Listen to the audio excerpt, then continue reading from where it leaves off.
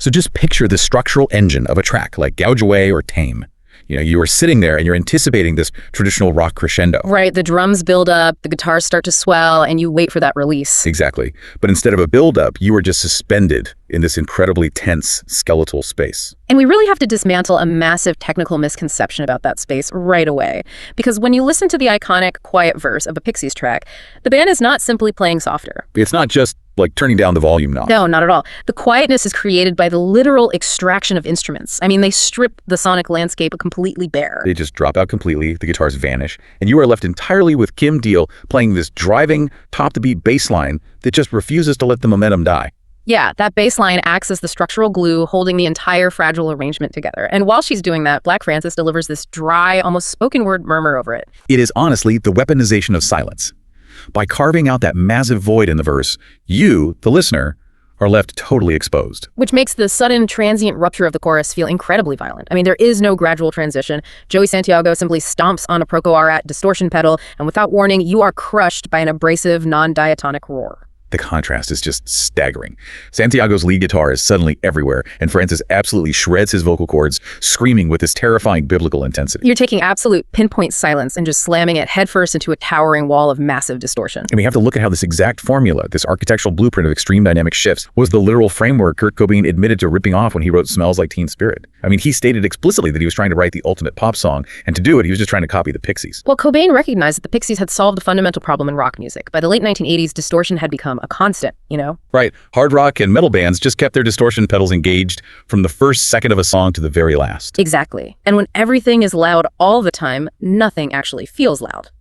The Pixies understood that for distortion to have physical impact, it had to be preceded by a vacuum. Cobain took that exact architectural insight and, well, used it to change the trajectory of modern music. Welcome to Deep Cuts and Deep Thinking. For this deep dive, we are pulling from a really fascinating stack of deep research monographs and historical dossier detailing the history of the Pixies. And our mission today is to explore how four completely ordinary-looking musicians created the architectural blueprint for 1990s alternative rock. Only to unfortunately collapse from internal friction right as their invention took over the world. Yeah. So to understand how they weaponized this sound, we really need to examine what they were reacting against.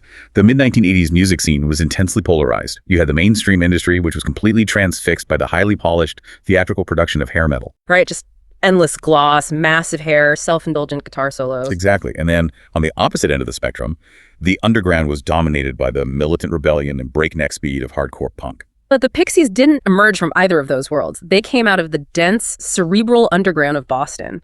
It was an environment heavily populated by college students, which created this highly literate, slightly detached, and very experimental scene. Right. The genesis of the band traces back to the academic corridors of UMass Amherst. Charles Thompson, who would later adopt the pseudonym Black, Francis and Joey Santiago were suitemates. And Thompson was this acoustic strumming songwriter, completely obsessed with the biblical apocalypticism of his Pentecostal upbringing. But the real catalyst was this defining student exchange trip Thompson took to Puerto Rico. Oh, absolutely. That 6-month trip to San Juan profoundly shifted his creative trajectory. He was suddenly exposed to a completely different socioeconomic reality, navigating a cultural landscape that felt entirely alien to his suburban Massachusetts upbringing. He absorbed the loose, off-kilter Spanish slang, the rhythms of the island. Yeah, and when he returned, those elements fused with his apocalyptic obsessions. It deeply inspired the surreal Spanish lyrics that became a hallmark of their early identity. And meanwhile, back in their dorm suite, Santiago was developing this highly unorthodox guitar style.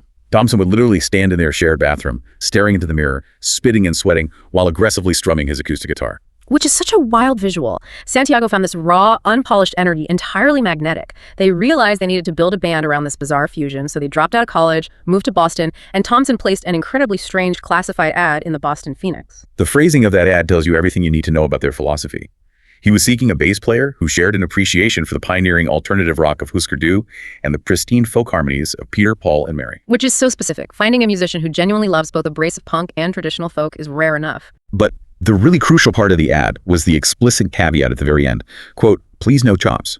They actively wanted to avoid self-indulgent virtuosos. They did not want someone who was going to show off. And Kim Deal was the only person to respond to that ad. The profound irony here is that she showed up to her audition without a bass. She had never even played the instrument before. Wait, never? Never. But she possessed this incredible, intuitive grasp of melody and vocal harmony that instantly won Thompson and Santiago over. Her lack of traditional training meant she played the bass structurally rather than melodically. Which is exactly what they needed. Add David Lovering on drums, who, by the way, Deal actually met at her own wedding reception, and the classic quartet was formed. Yeah. But looking at this band, it was like hiding a chainsaw in a briefcase. I mean, they had absolutely zero rock pretension. They were stepping onto stages dressed like groovy geography teachers or office secretaries. They were aggressively ordinary in every single way. So, did their utterly mundane visual aesthetic actually force audiences to focus entirely on the chaotic structure of the music? Well, the visual disconnect was a deliberate psychological tool. Without the distraction of spandex, theatrical makeup, or militant punk spikes, the listener had no visual cues to categorize the band. You just had to confront the sonic architecture directly. Exactly. When four people who look like they work at a local bank suddenly unleash a song about ocular mutilation or incest, the extreme contrast disarms you. The abrasive noise hits infinitely harder because your guard is completely down.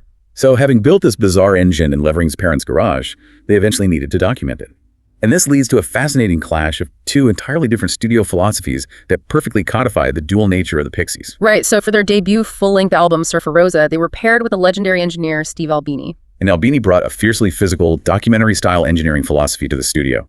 He was a pioneer of noise rock and held a deep disdain for the ubiquitous recording trends of the 1980s, specifically gated reverb and triggered drum samples. He viewed those techniques as artificial layers that placed a barrier between the band and the listener. Gated reverb gives drums that massive, artificial punch that cuts off abruptly. You think of Phil Collins is in the air tonight.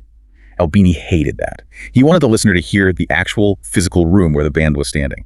His specific microphone techniques were genuinely groundbreaking for the era.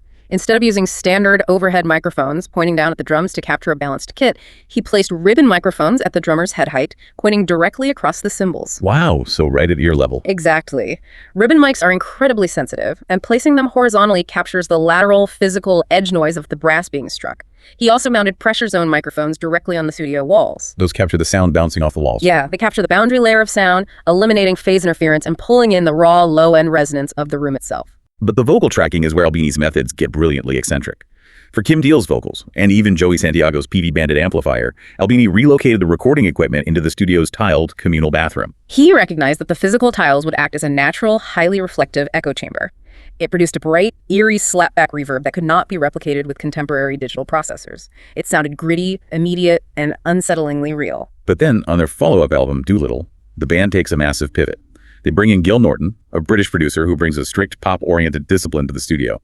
It is the polar opposite of Albini's documentary approach. Norton actively intervened in the songwriting process, where Albini simply documented the raw performance. Norton analyzed the fundamental structures. He heavily scrutinized Francis's frantic little 90-second ditties that rushed from a verse straight into a chorus with absolutely no repetition. Yeah, Norton forced the band to slow their tempos down. He made them add repeating choruses, bridge sections, and extended codas. He also utilized heavy studio compression, digital delay, and multi-layered lead guitars to smooth out those jagged underground edges. But I have to push back on this transition, because there is a persistent narrative in underground circles that Norton essentially sold out the Pixies' raw ethos by forcing them into these shiny pop structures. I know, that's a common critique. But looking at the massive cultural impact of Doolittle, did Norton actually save them from being just another forgotten noise band by making their chaos mathematically digestible for the listener? I'd say yes. The synthesis of those two extremes is the core of their legacy. Norton's pop discipline did not erase the weirdness, it framed it. The human brain craves pattern recognition, by giving the listener a digestible, predictable pop structure, a clear verse, a repeating chorus. The listener feels grounded. And once you're comfortable. Right, once the listener is comfortable in that structure, the abrasive lead guitars and screamed lyrics feel significantly more shocking. It was this exact synthesis, Norton's commercial polish draped over Albini's raw blueprint, that perfected the loud, quiet, loud dynamic. That dynamic is brilliant, musically. But it also becomes deeply tragic when we look at the bigger picture. This intense musical friction between raw punk noise and polished pop melody began to perfectly mirror a growing, toxic psychological divide between the band's two biggest personalities. Yeah, the power asymmetry between Black Francis and Kim Deal eventually poisoned the well. The tension was fundamentally rooted in the economics of ego, specifically the intricacies of standard music copyright law. Francis held 100% of the composition royalties under their publishing entity, Rice and Beans Music. Which is a crucial concept to unpack for the listener. Why does one person walk away with all the money when four people are building the sound? Well, under standard music law, royalties are allocated to the composers of the core chord progressions, the primary melodies, and the lyrics. Because Francis wrote the vast majority of the core acoustic chords in his apartment before bringing them to rehearsals, he legally owned the publishing rights to the songs. And this legal framework leaves musicians like Kim Deal and Joey Santiago completely marginalized. Deal's massive contribution to the band's vocal identity, her undeniable stage charisma, and those crucial structural bass lines that anchored the entire loud, quiet, loud formula were legally classified as mere arrangements. Just arrangements? Yes. Santiago's iconic, non-diatonic lead guitar riffs were also just arrangements. Neither arrangement guarantees songwriting credits or publishing wealth. So she was granted almost zero songwriting credits, which meant she saw a fraction of the financial return. This economic disparity bred deep, corrosive resentment.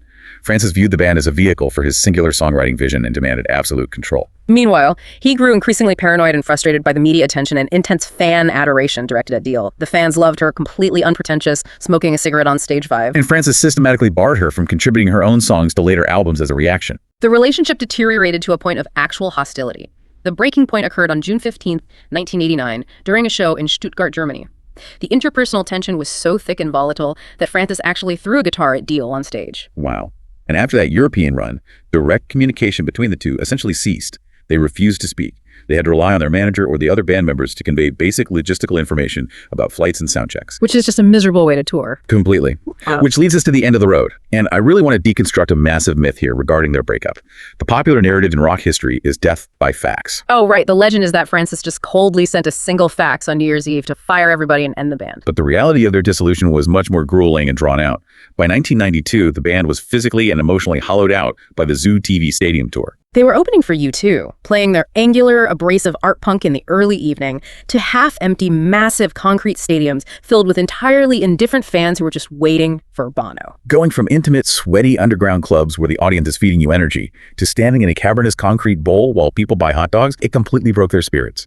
They went on an unannounced hiatus just to escape the pressure. Then, in January 1993, Francis agrees to an interview on BBC Radio 5, and without any prior warning, he announces the permanent split of the Pixies live on the air. He announced the death of the band to the global public before he ever informed the band members themselves. Yeah, only after the broadcast concluded did he call Joey Santiago to let him know.